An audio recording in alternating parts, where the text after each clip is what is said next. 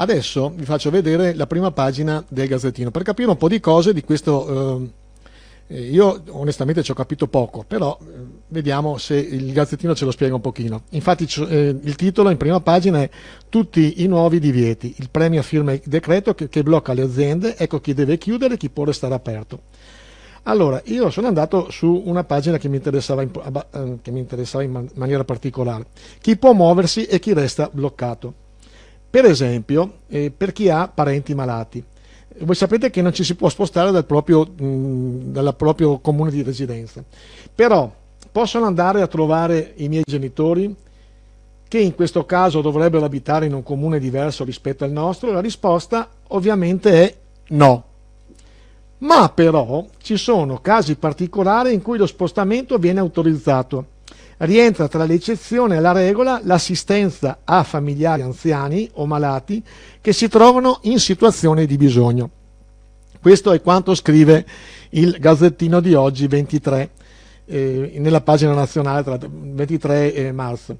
I bambini dai nonni, ancora, è possibile portare i bambini dai nonni che abitano in un comune vicino? Non è consentito. E dopo andiamo su i divieti e i permessi. Nei divieti, leggiamo in velocità, dopo vi consigliamo di comprare il giornale così potrete approfondire meglio quanto vi sto dicendo adesso. Allora, vanno chiusi i cantieri, va avanti soltanto il ponte di Genova. Stop a FCA, quindi alla Fiat, e al mondo della componentistica.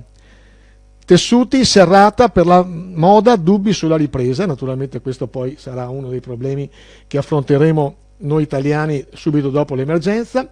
I mobili, tutte le aziende di mobili, cucine, sedie, divani, campioni dell'export, tra l'altro sono fiore all'occhiello proprio qua in Veneto, chiusi. Pelletteria, le borse, la filiera alza la bandiera bianca. E un altro settore che veramente di questo blocco ne risentirà le conseguenze per tantissimo, i tour operator, e qua ci aggiungo che ogni volta non ce lo aggiunge nessuno, ci aggiungo i lavoratori dello spettacolo, ai quali do tutta la mia riconoscenza. Rubinetteria, chiude il settore da 30.000 addetti, i negozi solo gli alimentari possono tenere aperti mentre tutti gli altri chiusi, i giochi, compresi i giochi delle slot machine eccetera, e quindi però tra l'altro gioielli e strumenti chiusi, metallurgia, tubi, radiatori e caldaie spenti. Andiamo su chi può avere il permesso di lavorare. Quindi agroalimentare, non cambia nulla per tutta la filiera. Farmaceutica, per le farmacie nessun ostacolo. Trasporti, saranno in funzione gli aerei, ma anche i treni, in generale i terrestri e marittimi. Continueranno ad operare autobus e metropolitane nei centri urbani, salvo la riduzione della frequenza delle corse.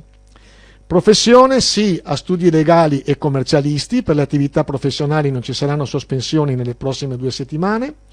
Per le riparazioni, via libera per auto ed elettrodomestici. Per la telefonia, assistenza garantita per comunicare.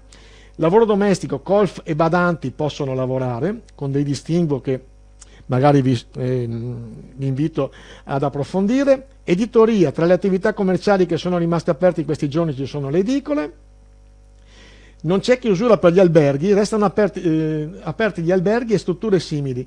In realtà in questi giorni, più o meno in tutta Italia, queste imprese hanno assistito ad un crollo delle presenze di turisti, però resteranno aperte, e la finanza, operative banche ed assicurazioni.